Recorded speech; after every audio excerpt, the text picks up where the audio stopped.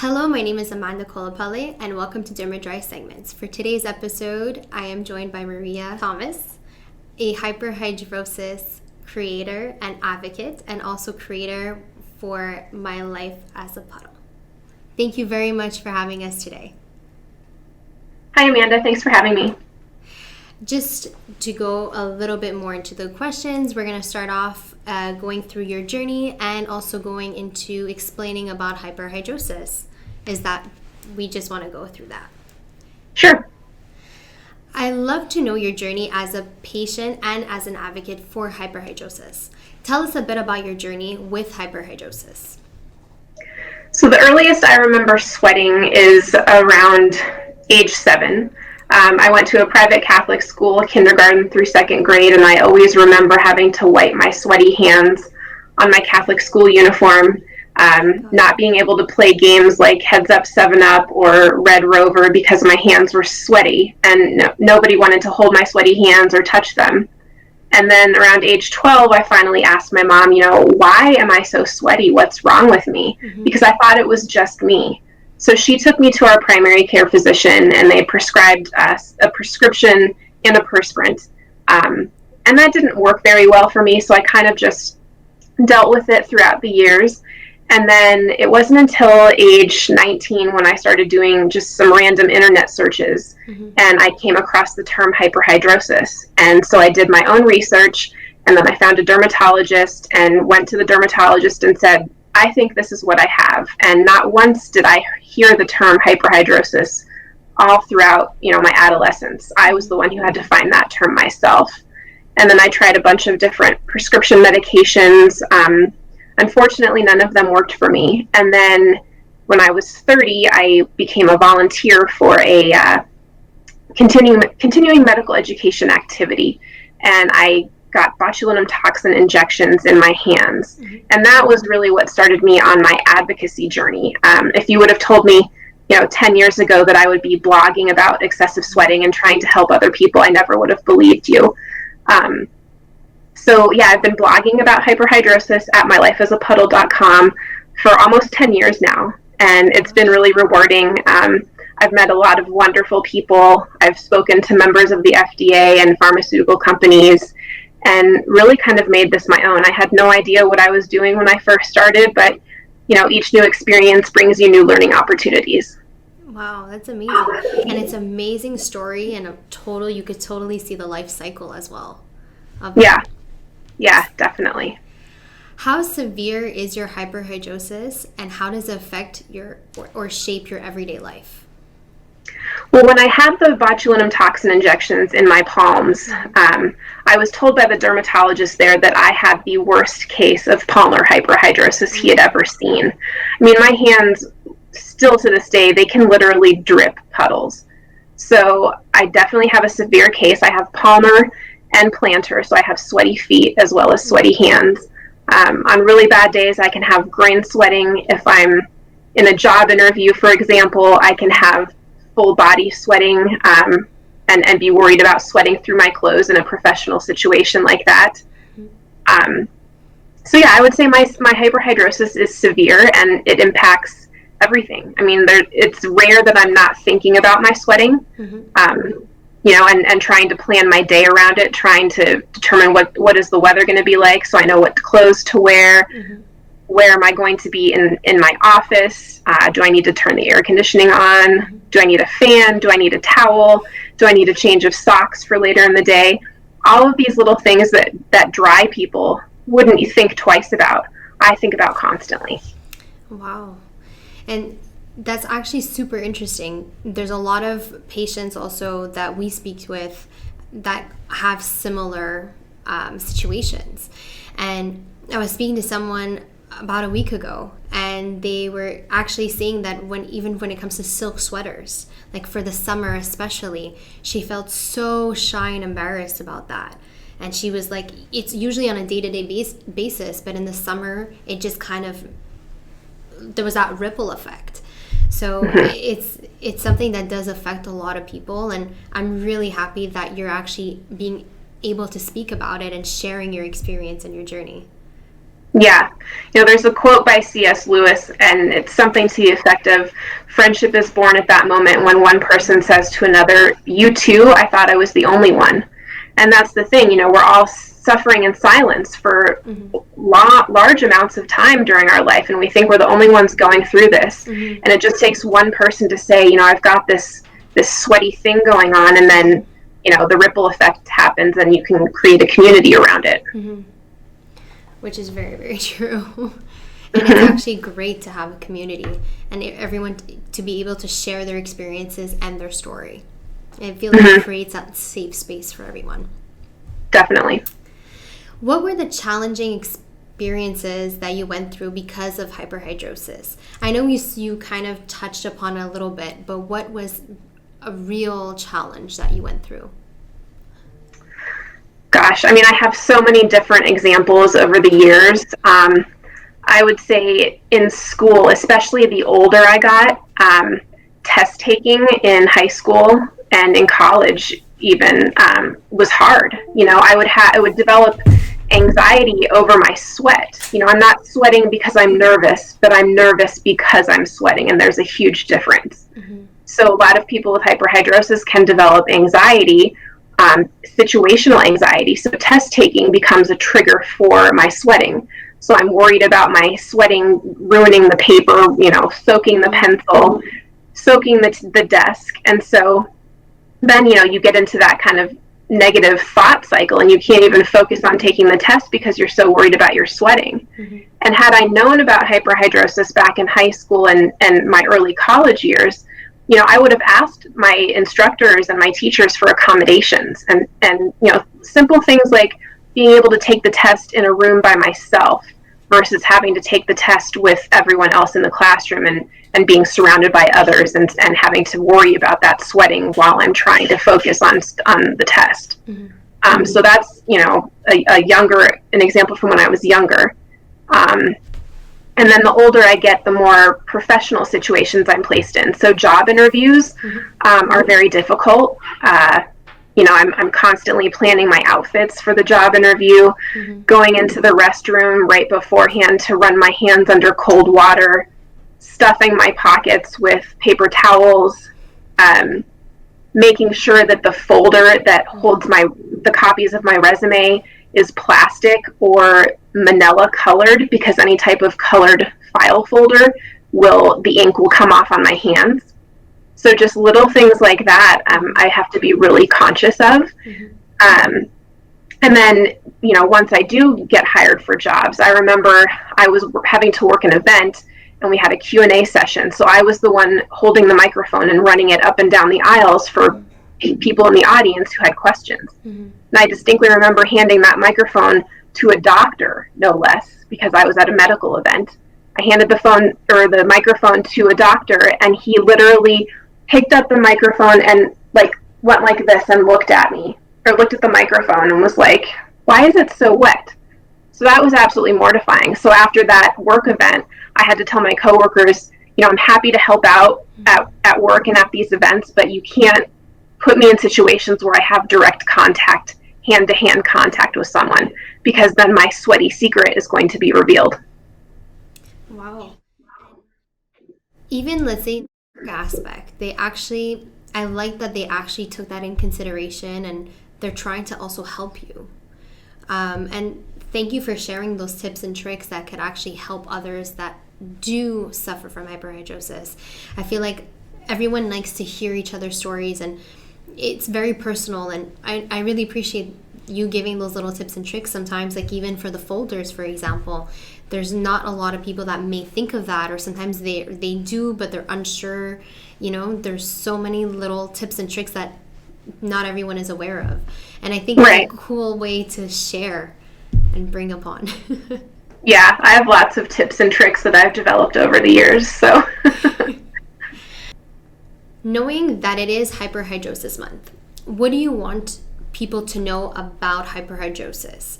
What are you currently doing? What are the current initiatives that you're working on? How are you spreading the word during the month?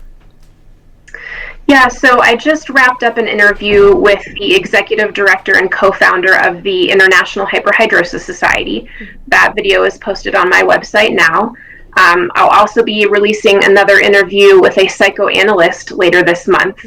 Her name is Dr. Claudia Louise, and we're talking about hyperhidrosis and mental health.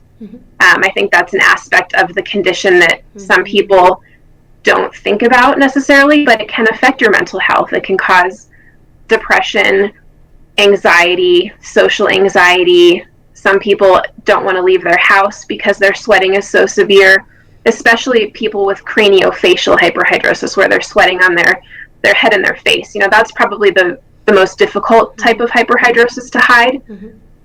So I really feel for those people. And, you're not alone. 365 million people worldwide have hyperhidrosis. So you're not the only one. You don't have to suffer in silence. And also, I would say, don't give up hope for, number one, a cure. We all want a cure for hyperhidrosis. We all want to live in a dry world like everyone else does. But until we find a cure, there are a variety of treatment options available. And it's important to remember that each person's body is different. So what works in my body for hyperhidrosis may not work in someone else's body, and vice versa. So, just do your research about all of the treatment options that are available. And, don't be afraid to ask for what you need, whether that's asking your doctor for a prescription or asking your family for support or your friends for support and telling them what you need. I have several friends who have little babies, and so if I go over to their house and hold their babies, they know that I might need a towel nearby. So if my hands start to sweat while I'm holding the baby, I can just quickly wipe them off. Just little things like that. Just use your voice and don't be afraid to ask for what you need. Exactly. Going into the anxiety and depression aspect, that's actually a topic that isn't always necessarily spoken about. It is considered kind of a taboo topic. What would you give when it comes to tips and tricks or your way of dealing with it, or have you dealt with it before when it came to those little anxieties? I would say I've definitely had really bad days when it comes to my hyperhidrosis, and there have been days where I've cried over it. I've been at work before and we're in a meeting and I get up from my chair and people can see the sweat mark from my groin sweating, and they look at it and then I'm just mortified. So I've had experiences like that just make me feel horrible inside. And it makes me not want to talk about it. But the biggest thing that helped me was just starting to use my sweaty voice. And at the same time, too, not being a victim. We are so much more than our hyperhidrosis. So each time we can push ourselves to do a little bit more, to maybe try something new, that builds our confidence and it builds our courage. And courage is a muscle that you can strengthen. So I would encourage people each day, do one little thing to see if you can get through it. And then each time you get through that situation, it builds your confidence. Wow. I really like the courage aspect. That's beautiful and really well said. Thank you. I think that's a message that should be shared. And especially now in a moment during COVID-19, I think that's something also we need, that human aspect. And I think that's really a really nice message in a little bundle. Thank you. Switching gears a little bit, what are your thoughts on tap water iontophoresis, such as Dermadry, as a treatment option for hyperhidrosis? I think iontophoresis is definitely a valid treatment option. It's non-invasive. It's relatively straightforward for how to use the treatment. It can be a bit time-consuming, and I would say that you definitely don't get results right away. But if you stick with it, it can be a successful treatment option for a lot of people. Yeah, we try our best to tell people about the treatment schedule, and sometimes it is difficult for certain individuals that have a busy schedule, or sometimes it takes a little bit of time for that 3 to 5 days. But That's kind of what we're trying to get, that aspect, and trying to make people understand and about iontophoresis, and that there are other options out there and something that could be in home as well. Right. And I think right now, especially during COVID-19, we're all sitting at home anyway, so now might be a really good time to try iontophoresis because you have more time to devote to that treatment schedule. Yeah, exactly. When was your first time that you encountered or heard about iontophoresis? Through a dermatologist? Like, what was the cycle like? I first heard about iontophoresis through the International Hyperhidrosis Society. Mm-hmm. They have a pretty robust website, and they've got a treatment section on their website, and so that was when I first heard the term and saw some of the companies manufacturing those devices. Mm-hmm. So I would say I heard about it, about 10 years ago when I first started advocating. Wow. And when you first started advocating, what kind of gave you that little push to feel so comfortable speaking about it? I became comfortable finally talking about my hyperhidrosis because I was validated. When I had my experience as a patient volunteer, that was the first time that I walked into a room and didn't have to apologize for who I was and for how my body behaved. Mm-hmm. I felt like the people in that room on that day understood me, they understood my body, and they knew how to help. Mm-hmm. So that was really empowering for me. And then I came out of that symposium that day just feeling like, maybe people would want to hear my story. Mm-hmm. And I mean, it sounds so random. Oh yeah, I'm just going to start blogging about hyperhidrosis. I'm going to start talking about sweat. It's such a niche audience, but everyone has a story, and there's someone out there who has a story similar to yours. And all it takes is for one person to start to speak up, and then they can create that tribe, and people find each other. And, I mean, my experience has been so rewarding. I mean, we're having this interview right now. Yeah.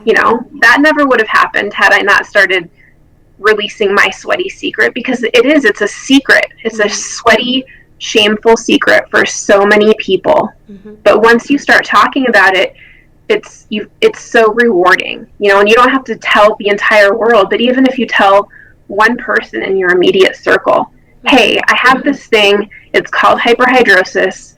It's not all of who I am, but it's part of who I am. And that's also why we started Dermadry segments. We wanted to have these interviews with doctors, dermatologists, advocates, influencers, anyone that could actually speak about it and get their word out there as well. It's not just always about the treatment, it's also really about speaking about it. There's so many people that are so kind of shy away from it, and then that creates more anxieties and then kind of more division. When you go into a job interview, for example, when you want to go shake that hand, you're kind of super hesitant, and then that kind of sometimes could create some type of like friction or so on and so forth. So I think spreading the word, like you said, is building that courage and kind of spreading it around. And this is a time of need, especially for people to, especially during Hyperhidrosis Month, to speak about it. Speaking actually about hyperhidrosis, what do you see the future in terms of its developments? So it could be in the treatment itself, in research, or actually spreading the word. So what do you see the future like in these aspects? Gosh, that's a big question. Mm-hmm. I would say treatment-wise, I would love to see more treatments that act locally rather than systemically in the body. So they treat one area at the point of contact versus having to, for example, if you had to take a pill that acts systemically and has to go through your entire body versus just treating the external area that's sweating. I would also like to see more affordable treatment options, and having kind of a social equity piece to that. There are people all over the world who have hyperhidrosis and don't have access to these treatments. They can't afford the medications or the devices used to treat hyperhidrosis. So, funding, scholarship opportunities, something like that to really get these treatments into the sweaty hands of people who need them most. Mm-hmm. Yeah, and then as far as awareness, I just encourage people, if you have hyperhidrosis, start talking about it. Find a support group, visit my website, visit the Dermadry website. There are resources out there, but I would also caution people too to do their research and don't rely strictly on a support group or the first ad that you see in an internet search result. Do your research. A lot of the time when you come across an internet search, you'll see paid advertisements. So just make sure you're doing your due diligence before you select a doctor, before you select a treatment option, before you decide, who your top resources are going to be. Yeah. But even when it comes to picking a doctor, sometimes there's patients that are so hesitant to even speak about it that they shy away from even speaking to a dermatologist or speaking to even their own family. So I think this is a perfect month to show that and advocate that and allow that communication to flow easily. Right. I absolutely agree. And also better educating doctors, not just dermatologists, but doctors in general. These are signs of hyperhidrosis. These are symptoms. I mean, the symptom of hyperhidrosis obviously is the sweating itself. But if there could be, some type of checklist that all doctors could have in their office, that's part of their general intake form, then the doctor would be the one initiating that conversation instead of having to rely on the patient to develop enough courage to even, number one, get an appointment in the first place, and number two, bring it up when they're sitting on the exam table, sweating through the exam table paper. And I think that is a good point. And I think now, slowly but surely, things are progressing in that. I know there's a lot of doctors that now are actually being aware and starting to speak about it a little bit more with their patients. So I think the future is looking pretty bright when it comes to advocacy in hyperhidrosis world. I think so too. Very positive approach. I know you have so many useful tips that you're already given during this segment. But is there any other really important tips that you would love to share with someone that is listening right now that does know or does suffer from hyperhidrosis? I would say just try to set yourself up for success. Analyze the things in your environment. So if you have an office job, find a small desk fan that you can bring to work. Throw a couple of hand towels in your desk drawer that you can wipe your hands on if you have sweaty hands. You can tell your employer, you can disclose it to your employer and let them know, if there's a spot in the office that's closer to an air conditioning vent, I would prefer to be near that. I find I personally do a lot better if I have airflow. So if I can feel air moving across the room, whether that's from a fan or an air conditioning vent, that really helps me do better. Bringing a change of socks with you in a bag, a change of shoes, even a change of clothes. Sometimes we think, I've got the perfect outfit on. It's completely sweat friendly. And then we go about our day and something happens that triggers us to sweat even more than we think we might. Then we've got a backup pair of clothes. That's actually a very good point. Yeah, little things like that. Apply your antiperspirant at night to clean underarms because your body temperature gets lower at night, so that will help the product to better absorb. And make sure you know the difference between an antiperspirant and a deodorant. An antiperspirant reduces sweating. A deodorant just covers up the odor. Yeah. I know there's a lot of people that do ask the questions, even with us, or even can they use the Dermadry product, for example, while using a deodorant? And we're like, yes, of course, still do that. There's you need a balance of both as well.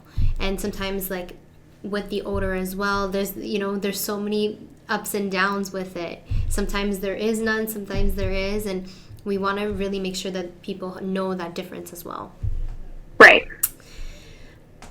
Are there any final thoughts that you would like to share on your experience with hyperhidrosis or anything related to iontophoresis? I would say if you have hyperhidrosis, just realize that you are so much more than your condition. It's part of who you are, but it's not all of who you are, and you can transcend your circumstances. There's a quote by Dr. Maya Angelou that says, "I can be changed by my circumstances, but I refuse to be reduced by them." So the choice is yours. You can be a victim or you can be a victor. And like I said before, all it takes is just one little step each day to build your courage and your confidence. Mm-hmm. So maybe that first step is reaching out, to Dermadry for help with hyperhidrosis treatment. Maybe iontophoresis is your next step. So just take the next step and you'll feel better eventually. Yeah, that's actually beautifully said in all. And I think that's really important to share. And I really hope that this could actually allow that conversation to happen. I hope people will reach out to you and talk about their hyperhidrosis and keep sharing that community. And especially, like I said, in this time that who is home, sometimes you feel, you're overthinking or you get different types of anxieties. And I think it's an important time, especially now, to share that. Absolutely. Thank you very much, Maria, for joining us today and sharing your experience and your thoughts. And thank you very much for listening to today's episode. Have a good one.